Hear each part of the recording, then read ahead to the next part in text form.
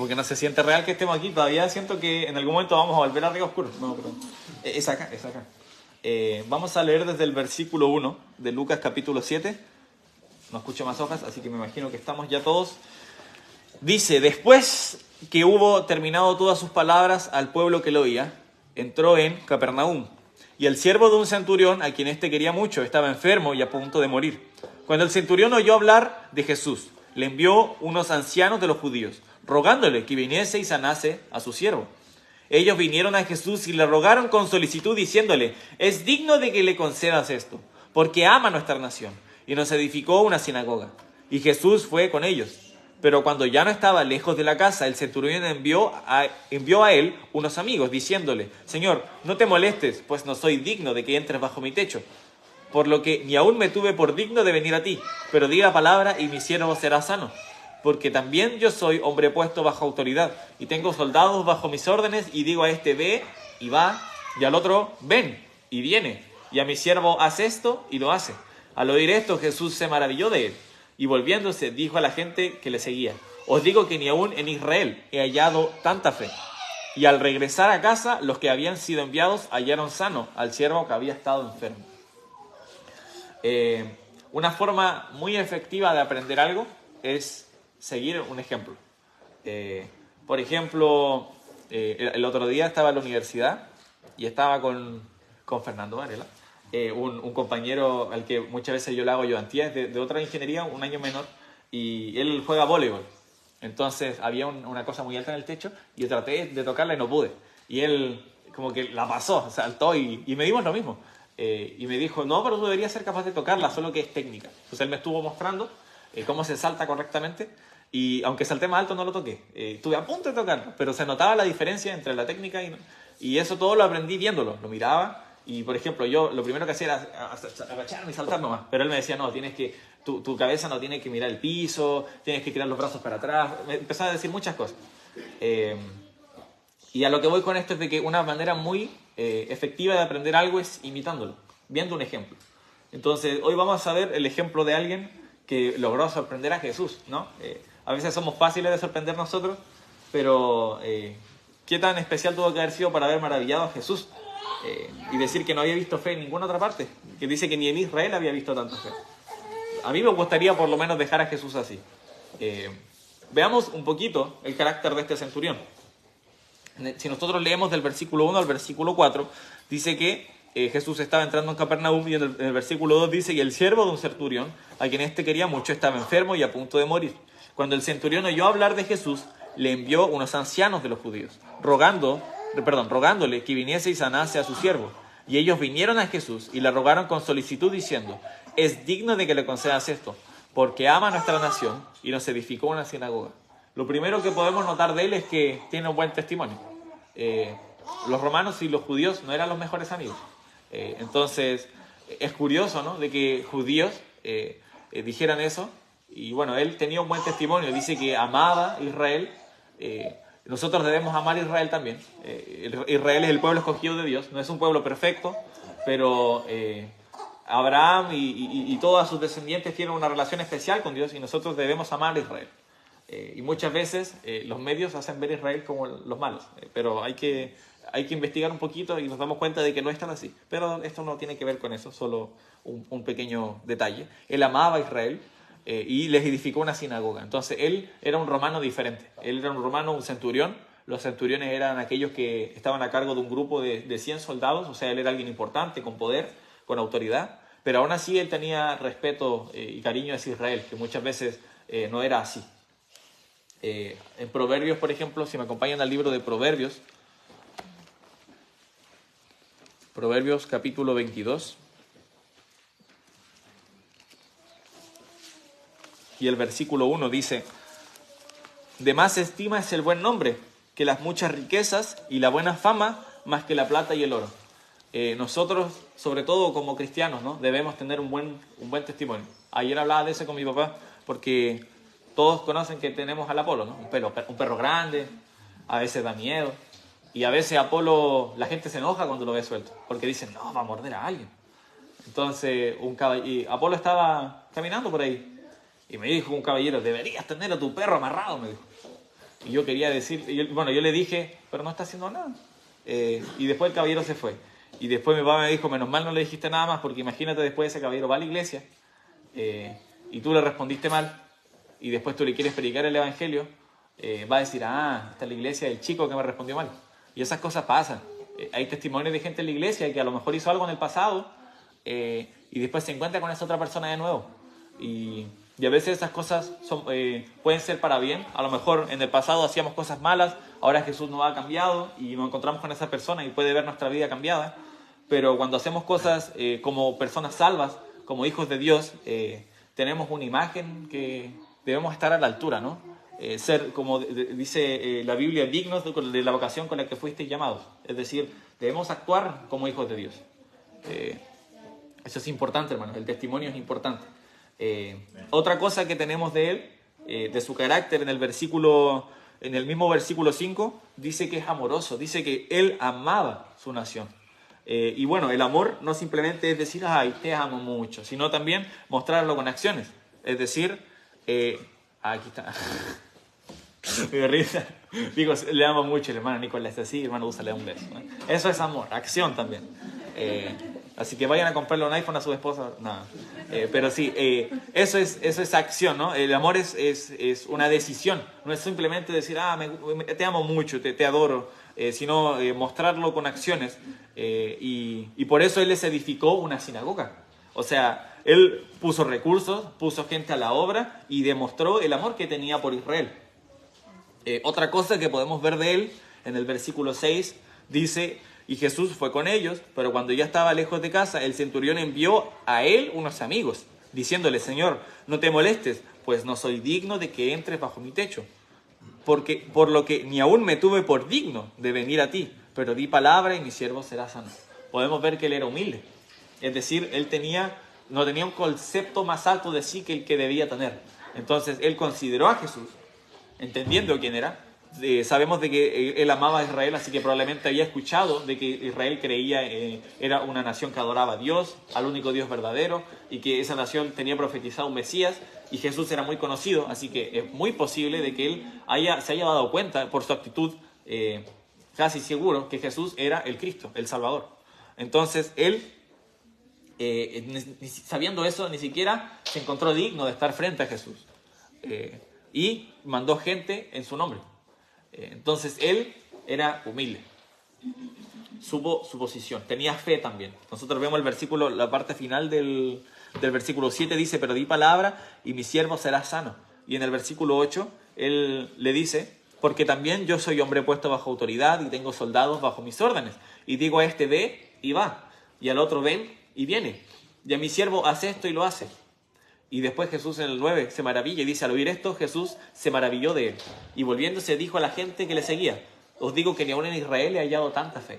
Entonces él tenía una fe porque él entendía cómo funcionaba la autoridad. Él decía, bueno, yo tengo hombres bajo mi cargo, si le digo a un hombre que vaya a tal lugar, ese hombre me hace caso, si le digo que venga, viene enseguida, le mando a hacer tal cosa, lo hace.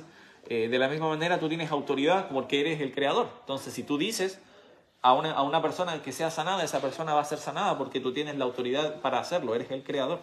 Él entendía eso. Entonces vamos a aprender acerca de estas tres características de él. La primera era el amor. Y el amor, hermanos, es importantísimo en todas nuestras áreas de la vida. En 1 Corintios 13:13 dice, y ahora permanecen la fe, la esperanza y el amor. Estos tres, pero el mayor de ellos es el amor.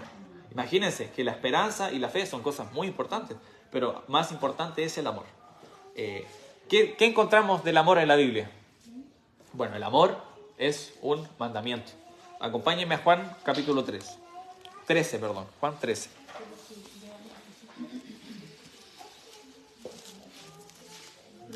Pastor manda saludos. Dijo, hola queridos hermanos, les extraño.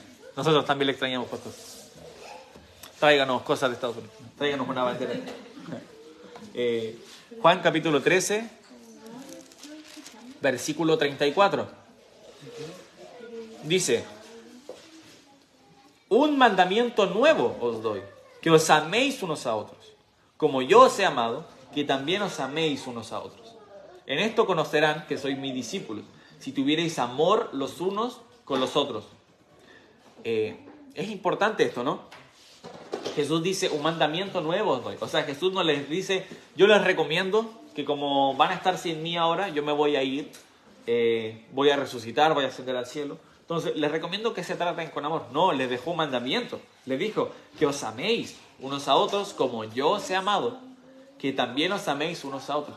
Y el amor de Jesús es un amor sacrificial, no es un amor cualquiera. Él los amó al punto de, primero, hacerse hombre, ser humillado, morir y después de 3 días resucitar.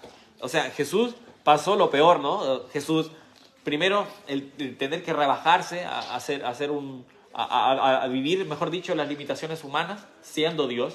Nunca dejó de ser Dios, pero tuvo que vivir como un ser humano. Después de eso, tuvo una vida no muy noble. Él no nació en una cuna de oro, nació en un pesebre. La Biblia nos dice, si mal no recuerdo era en Lucas 2, que no había lugar para él ¿cómo dice? No sé si dice posada, ¿cómo dice la palabra? Mesón. No había lugar para él en el mesón. O sea, ni siquiera cuando nació había un lugar para que pudiera nacer bien. Por eso tuvieron que ir donde comen los animales. Después, su vida fue dura, fue tentado. Fue tentado estuvo 40 días y 40 noches ayunando y fue tentado por Satanás. Yo creo que es la mayor tentación que cualquier persona ha sentido, porque se le ofreció lo que más desea el ser humano. Se le ofreció riquezas, como estaba en profunda hambre, se le ofreció comida, pero él se mantuvo firme. Sabemos que Jesús no podía pecar, y él con escritura, ¿no? Dice, escrito está, y sobrepasó la tentación. Después, cuando estuvo aquí en la tierra, fue traicionado por uno de sus 12 discípulos, fue torturado y crucificado, una muerte dolorosa. Y todo eso lo hizo por amor. Ese versículo que todos conocemos, Juan 3:16, porque de tal manera amó Dios al mundo. Es decir, que eso lo hizo por amor, no porque tú lo merezcas ni yo lo merezca, lo hizo porque nos ama. Y de hecho, aunque no lo merecíamos, lo hizo. Entonces, ese amor es el que está diciendo acá en Juan 13:34, que os améis unos a otros como yo os he amado, que también os améis unos a otros. Y después dice, en esto conocerán que sois mis discípulos, si tuvierais amor los unos con los otros. Entonces, si uno dice ser cristiano y no ayuda a su hermano en necesidad, no tiene amor con él, la verdad es que, ¿cómo voy a saber? ¿Cómo no pareces cristiano? Eso está diciendo, nosotros nos vamos a dar a conocer si tuviéramos amor los unos con los otros. Qué bueno lo que organizaron aquí los varones de ayudar a nuestro hermano Pablo. Eso es muy bueno. Y aquí han habido varias personas que han estado en necesidad y que la iglesia ha podido ayudarles. Y eso no es porque seamos muy filántropos ni muy buenos, sino porque Jesús nos mandó a tener amor los unos con los otros. Y Jesús era amoroso con la gente. Jesús proveía cuando tenían necesidad, ayudaba a los que estaban enfermos. Tenemos que tener un amor así. En Primera de Juan 2, versículo 9, dice, el que dice que está en la luz y aborrece a su hermano está todavía en tinieblas. El que ama a su hermano permanece en la luz y en él no hay tropiezo. Entonces nosotros nuevamente nos dice de que si nosotros decimos que estamos en la luz, que somos hijos de Dios, gente transformada, pecadores que han sido limpiados de su pecado por la sangre de Jesús, pero luego no nos tratamos con amor, no queremos saludar a esa hermana, a ese hermano, o somos descorteses, tenemos rencor por alguna cosa que pasó,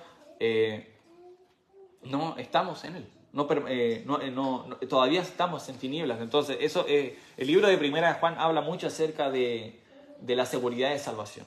Entonces, si una persona realmente no tiene amor con ningún hermano, examínese a sí mismo. La Biblia nos dice que nos examinemos constantemente, examinados. Entonces, de la misma manera tenemos que estar revisando cómo es nuestra relación con los demás, si realmente estamos teniendo amor. ¿Pasó un niño o fui yo? Es que como me dijeron que iban a ver, pensé que había pasado un niño y me asusté. Ay, perdón, hermano, ando en otra. Primera de Juan 4:20 dice, si alguno dice, yo amo a Dios, y aborrece a su hermano, es mentiroso, pues el que no ama a su hermano, a quien ha visto, ¿cómo puede amar a Dios a quien no ha visto? Eso tiene mucho sentido, ¿no? Tenemos a nuestros hermanos acá, tenemos a la iglesia aquí, pero Si tenemos a estas personas acá y no los amamos, ¿cómo decimos que amamos a Dios? A Dios ni siquiera lo hemos visto. ¿Aquí alguien ha visto a Dios? Si alguien levanta la mano me voy a asustar mucho más. Sería muy raro que alguien levantara la mano. No, aquí nadie ha visto a Dios. Podríamos decir que hemos visto a Dios de manera figurativa, ¿no? De que estábamos perdidos y ahora hemos sido salvos, vimos a Dios. Pero no hemos visto físicamente a Dios, pero tenemos aquí a todos presentes, nos podemos palpar, nos podemos tocar, abrazar. Y aún así, muchas veces no somos amorosos los unos con los otros. No estamos dispuestos a ayudar a los demás, a estar presentes. Es importante el amor. Un poquito acerca del amor, es obviamente 1 Corintios 13. Es el capítulo predilecto cuando queremos hablar de este tema. Maravilloso capítulo. Es algo por lo que debemos procurar como iglesia, ¿no? Pablo, hablando a la iglesia de Corintios, que estaba hablando acerca de los dones, les dice en el 31 del versículo 12, procurad pues los dones mejores, mas yo os muestro un camino aún más excelente. Es decir, en esa época, cuando tenían los dones milagrosos, que estaban hasta que se completara la escritura, eran para probar que Jesús era el Cristo, ellos tenían muchos dones, ¿no? Podían hablar en lengua, sanación, profecía. Entonces le dice, procuren los dones mejores, pero yo os muestro un camino aún más excelente, o sea, aún mejor que todos esos dones, y que lo bueno es que el amor no cesa, ¿no? Los dones cesaron, lo podemos ver, por ejemplo, en el versículo 8 de 1 Corintios 13, dice, el amor nunca deja de ser, pero las profecías se acabarán, y cesarán las lenguas, y la ciencia acabará. Es decir, esas cosas eran temporales, pero el amor no es temporal, como vimos al inicio, dice, y ahora permanecen la fe, la esperanza y el amor. Es decir, la fe y la esperanza y el amor son eternos, no acaban. Y en este capítulo podemos ver algunas características que tiene un amor bíblico, un amor sincero, un amor que debería tener una iglesia. En el versículo 4 dice que es sufrido, nos habla de la paciencia, es benigno, nos habla de lo bondadoso. El amor no tiene envidia, nos habla de cómo debemos mirar a las demás personas. Muchas veces se dice, y yo también he de admitir que cometo este error, a veces digo, oh, qué envidia eso, pero una envidia sana. Quizás no creo que sea una envidia sana. Muchas veces se dice, se entiende a lo que se quiere referir. Decir, no, pero admiro lo que tiene esta persona, que bueno, me gustaría tener algo así. Pero no, tratemos de evitar esa palabra. La envidia es un pecado. Ocupemos otra manera de hablar mejor.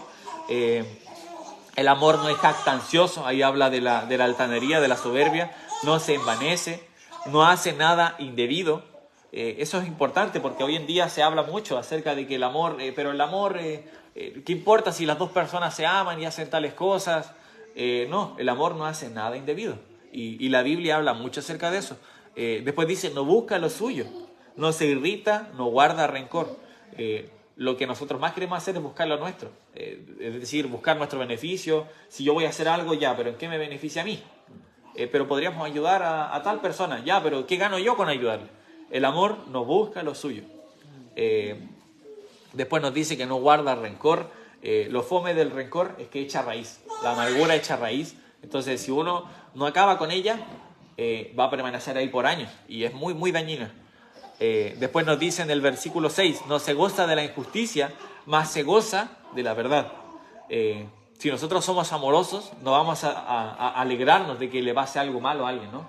O de las cosas injustas. Nosotros debemos gozarnos de como dice la verdad. Y bueno, cuando muchas veces no sabemos qué es la verdad, tenemos este libro, como dice Jesús, santifícalos en tu verdad, tu palabra es verdad. Jesús también dijo, yo soy el camino, la verdad y la vida. Entonces, el amor se goza en la verdad. Después dice, todo lo sufre, todo lo cree, todo lo espera, todo lo soporta. Es decir, nuevamente, el amor es paciente y sobre todo con las relaciones humanas es necesario el amor. La gente es egoísta, la gente es mal educada, la gente es... ¿qué otra palabra? No se me ocurre ninguna otra palabra. Es conflictiva. ¿Y sabes qué? Tú también eres parte de esa lista. Tú también eres gente. Aquí no estoy hablando del resto y nosotros somos los especiales. No, nosotros también somos así.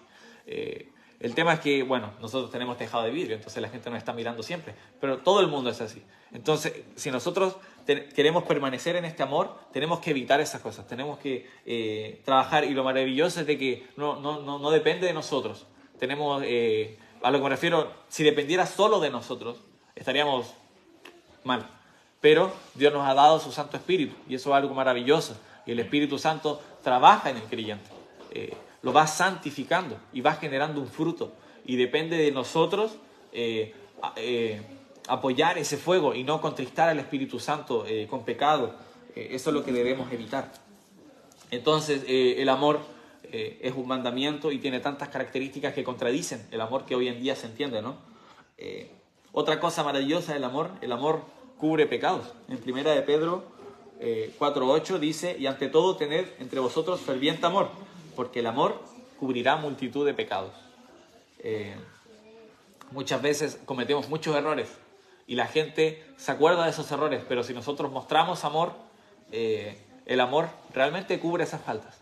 Si uno muestra un arrepentimiento sincero y empieza a actuar con amor, la gente se da cuenta de los cambios. Quizá uno puede decir: pero tengo miedo de hablarle a esta persona porque en el pasado yo fui muy mal con él. Me pasó con una persona con la que yo no tenía una muy buena relación. Y yo me quise disculpar ahora que ya soy salvo y esa persona lo aceptó. Y es porque la gente ve el amor en uno. Y todos podemos hacer eso. A veces lo utilizamos hasta como una excusa, decir: no, pero no me quiero acercar a él, no le quiero predicar el evangelio porque yo en el pasado fui muy mal con él. Inténtalo, hermano. Y si te rechaza, bueno, lo intentaste.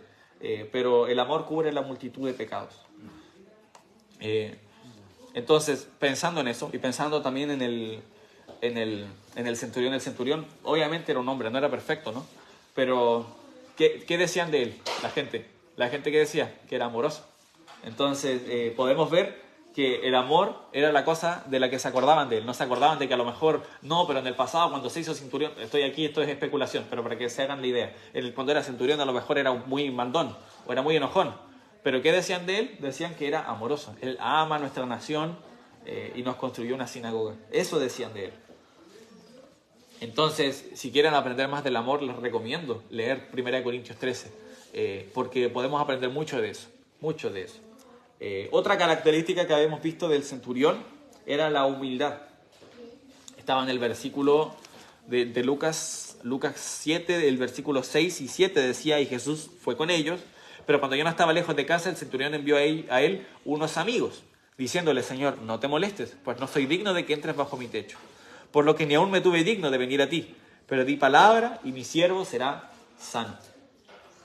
Entonces, aquí nos está diciendo de que él sabía que no era digno de estar ante la presencia de Jesús. Eso quiere decir que tenía claro la autoridad que Jesús tenía y su posición. Es decir, muy similar a la definición que se da de humildad en Filipenses 2:3, que dice: nada hagáis por contienda o vanagloria, antes bien, con humildad estimando a cada uno como superiores a él mismo. Entonces, él estimó a Jesús como superior. ¿A qué nivel? Al punto en que ni siquiera se sintió digno de estar ante su presencia, sino que decidió enviar amigos. ¿Cuánta humildad? Algunas cosas que podemos aprender de la humildad es de que está muy ligada a la sabiduría. Si usted encuentra a alguien humilde, esa persona es muy sabia.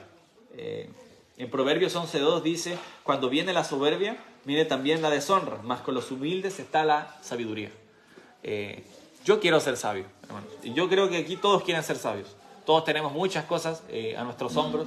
Hay gente aquí que tiene niños que criar, tiene empresas que dirigir, familias por las que proveer. Hay muchas cosas a las que estamos a cargo, o simplemente el hecho de llevar un buen testimonio en la universidad, en el trabajo. Tenemos muchas cosas que tenemos sobre nuestros hombros y necesitamos sabiduría. Acompáñenme a Santiago, pensando en eso, en que necesitamos sabiduría. Santiago capítulo 1.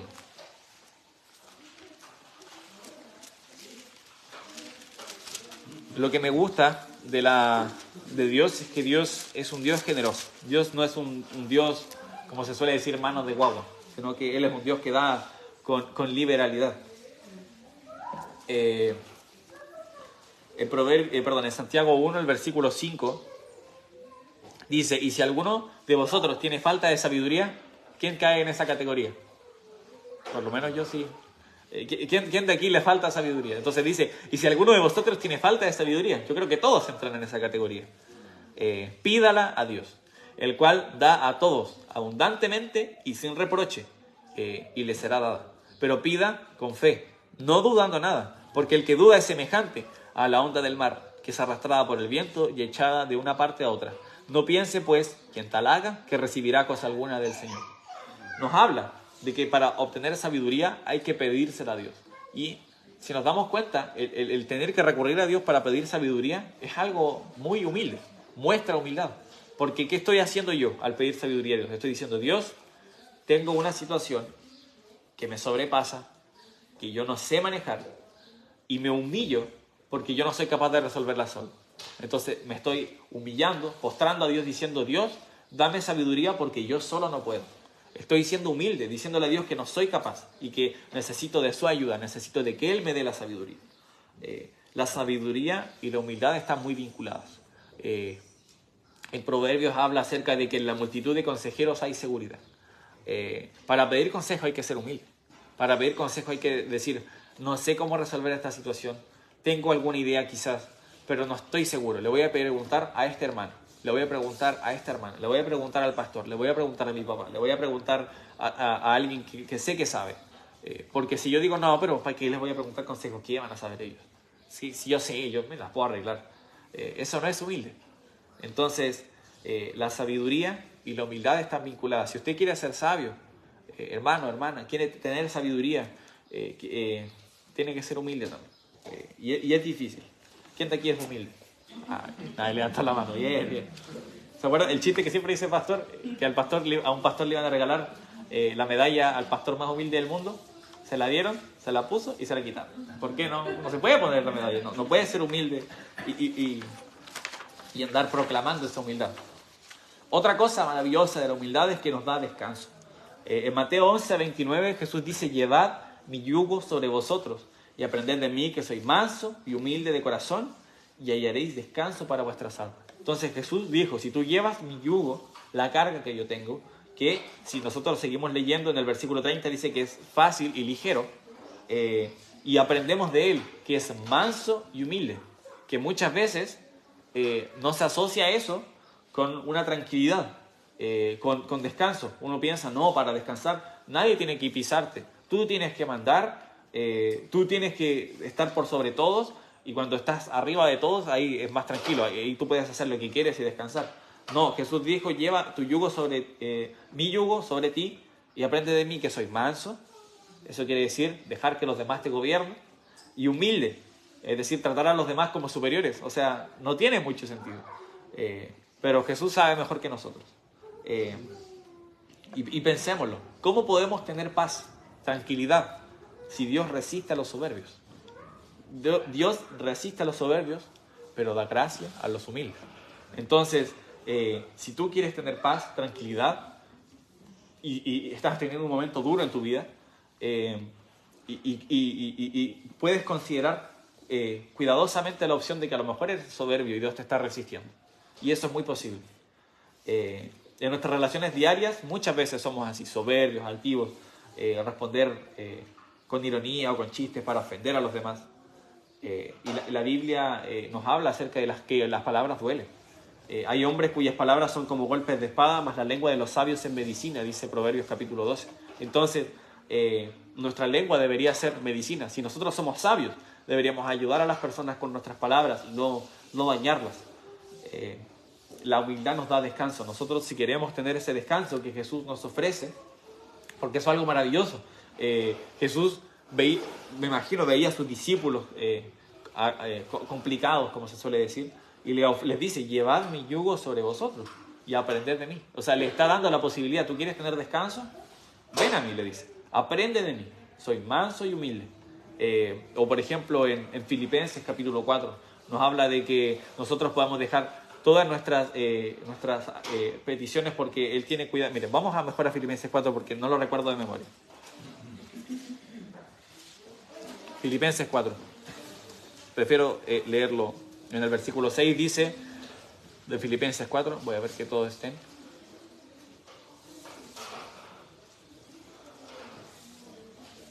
Hola, hermana Camila. No había visto, claro, bueno, está hermana Camila. Aquí está hermana Camila. Hola. Su esposo la salud. La extraña. Cuando hablamos del amor lloró. La extraña mucho. Filipenses capítulo 4, el versículo 6, dice, por nada estéis afanosos, sino sean conocidas vuestras peticiones delante de Dios en toda oración y ruego con acción de gracias. Y la paz de Dios, que sobrepasa todo entendimiento, guardará vuestros corazones y vuestros pensamientos en Cristo Jesús. Algo que me encanta del versículo 7 es que dice, guardará vuestros corazones y vuestros pensamientos. Y he conocido muchas personas en la universidad, gente que no conocía, y mucha gente tiene problemas con los pensamientos. Es decir, piensan cosas todo el tiempo, piensan cosas, ven algo y empiezan a pensar y se empiezan a hundir a sí mismos en pensamientos negativos.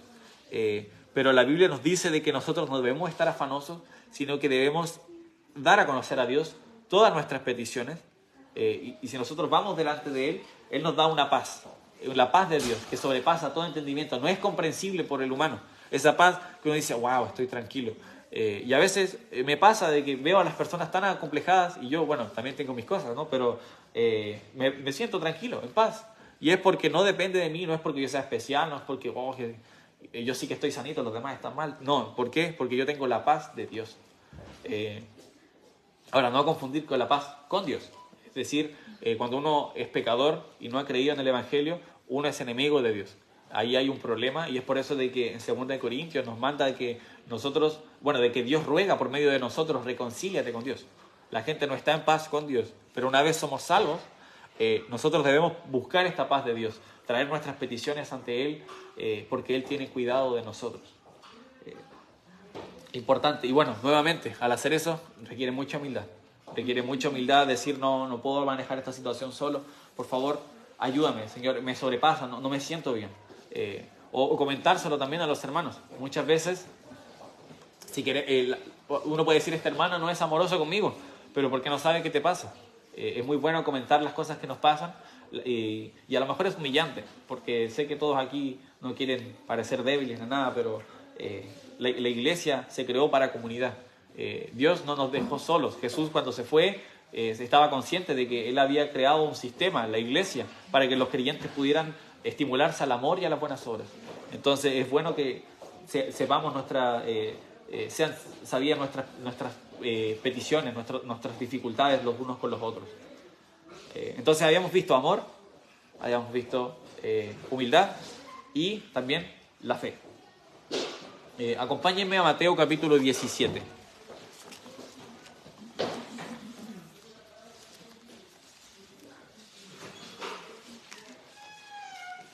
Hoy me pasé, Mateo 17.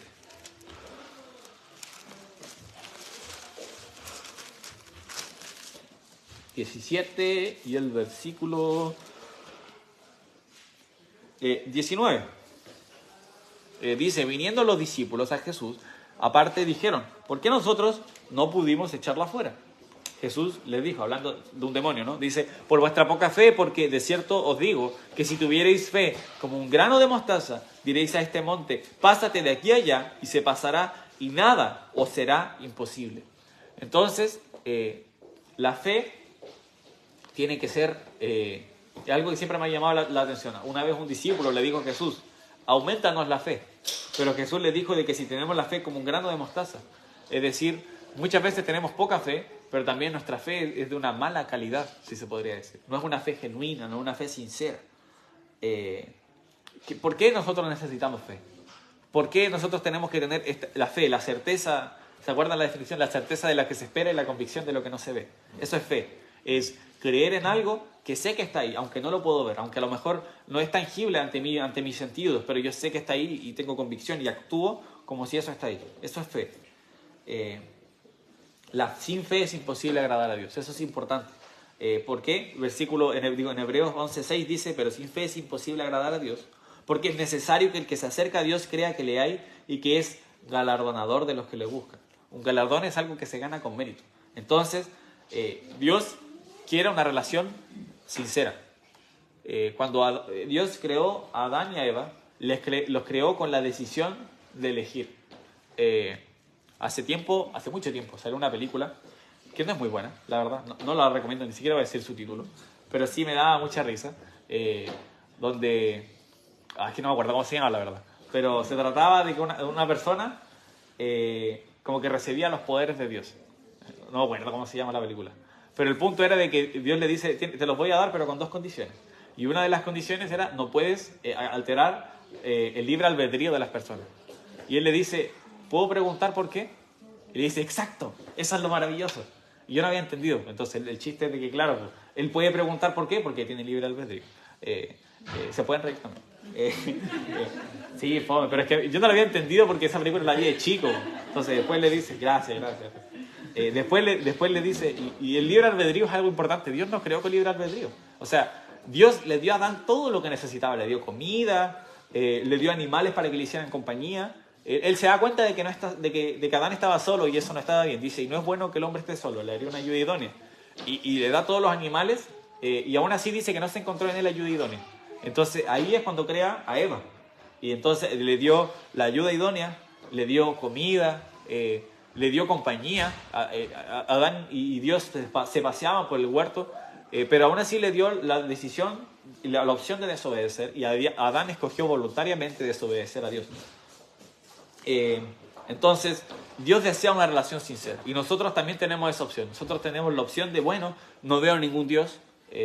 No es tangible. Si yo digo Dios, es que caiga un rayo ahora y no cae nada. O sea, tengo la opción de dudar, ¿no? Pero Dios no, dice, y por ejemplo nosotros lo vemos con Tomás, de que Tomás no creyó hasta que vio a Jesús. Pero Jesús dijo, bienaventurados los que no vieron y creyeron.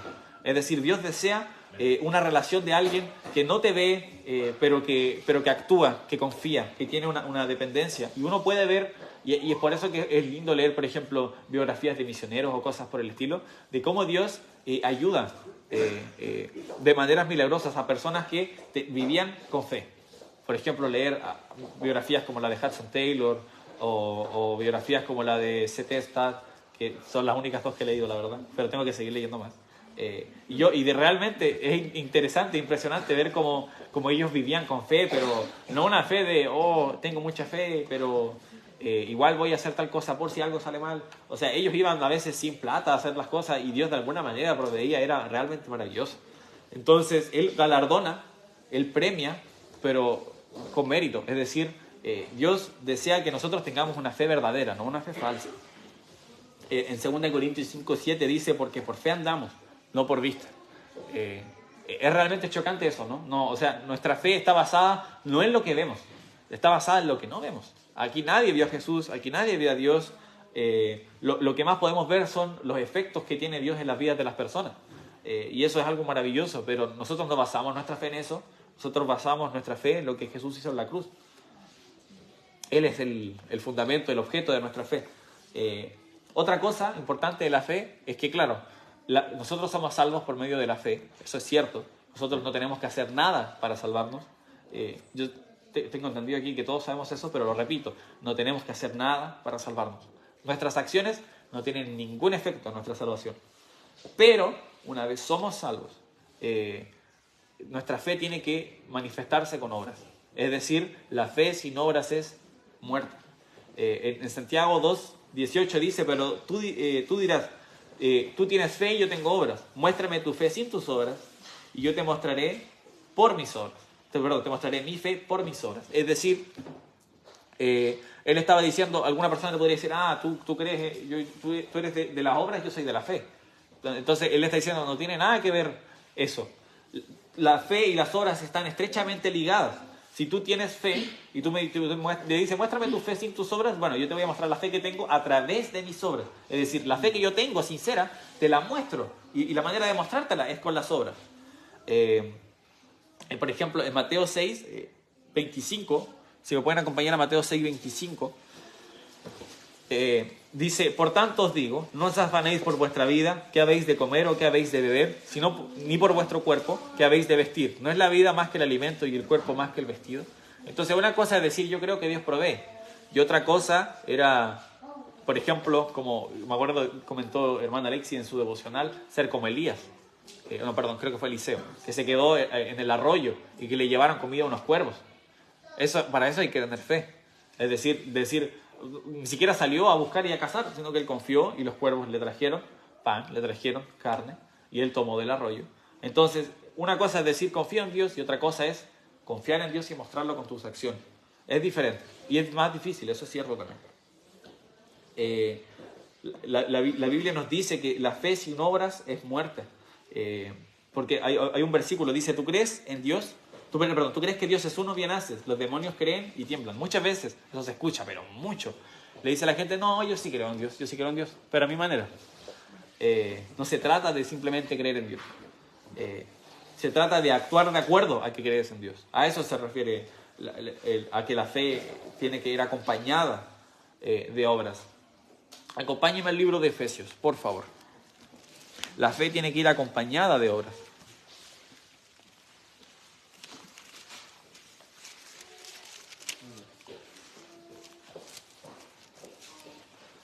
Efesios capítulo 2. Capítulo 2 y el versículo 8. Dice, porque por gracia sois salvos por medio de la fe. Y esto no de vosotros, pues es don de Dios. No por obras para que nadie se gloríe. Y el versículo 10, porque somos hechura suya, creados en Cristo Jesús para buenas obras, las cuales Dios preparó de antemano para que anduviésemos en ellas. Entonces, nuevamente, esto es clarísimo porque habla de la fe y las obras. Dice, ¿la salvación es por fe? No, es por gracia, ¿es por obras? No, es por gracia, por medio de la fe, no por obras. Después en el 9 dice nuevamente, no por obras, para que nadie se gloríe. Pero después dice, somos hechura suya, creados en Cristo Jesús para buenas obras. Es decir, Dios desea que cuando seamos salvos, actuemos dignos de la vocación con la que fuimos llamados. Por ejemplo, y esa duda existió en Romanos capítulo 6, el versículo 1 dice, ¿qué pues diremos? ¿Perseveraremos en el pecado para que la gracia abunde? En ninguna manera. Porque los que hemos muerto al pecado, ¿cómo viviremos aún en él? Nos está hablando de que había personas que decían, bueno, si nosotros somos salvos, podemos pecar, ¿no? Es como que ahora somos salvos y tenemos como un pase para pecar libremente. Que podría ser una duda válida, ¿no? Una vez me pasó cuando trabajamos en la radio, de que, no sé si se acuerdan, participábamos en una radio cristiana aquí, teníamos un programa que se llamaba La Hora Bautista.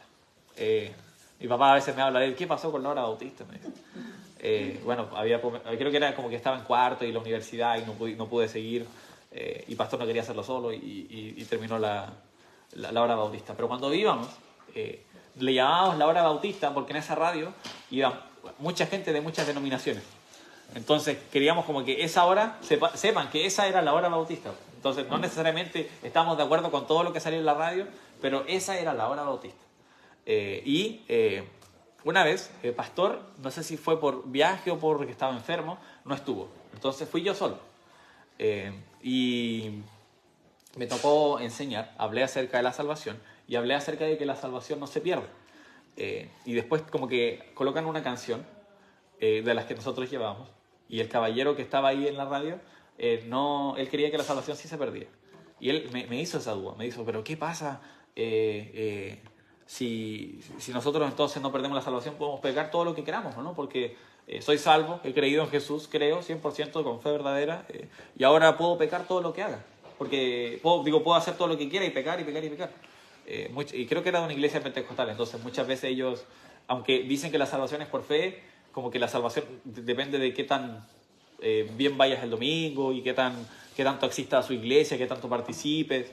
Entonces, después me puse a hablar acerca de eso y recuerdo haber leído este versículo y otros más acerca de que la salvación no se pierde, pero eso no significa que nosotros tenemos libre albedrío para pecar. Si nosotros realmente somos salvos, nosotros no vamos a querer pecar. De hecho, yo creo que aquí, desde que han sido salvos, ¿quién de aquí ha pecado? Por lo menos una vez. Faltan manos. A lo que voy con eso es de que todos hemos pecado. Y cuando uno peca, no es como antes. Si una persona dice una insolencia, por ejemplo, le dan lo mismo. Pero si, por ejemplo, un cristiano dijera una insolencia, andaría pensando en eso todo el día. Y yo me acuerdo conversando con el hermano Pablo. Una vez me habló de que una persona le habló mal y él le contestó mal. Y después me dijo, anduve todo el día pensando en eso. Todo el día. Es decir, cuando nosotros pecamos, nos afecta.